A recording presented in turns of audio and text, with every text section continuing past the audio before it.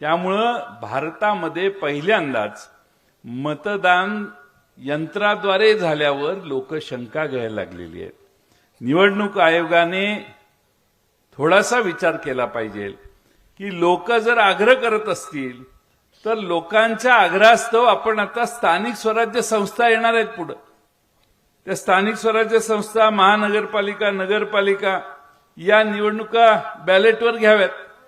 आहे ना, काय अडचण आहे? होतीलच निवडणुका काहीतरी. कारण आता लोकच म्हणायला लागलेत ईव्हीएम वर निवडणुका असतील तर उभा राहायचं की नाही 10 वेळा विचार करू आम्ही.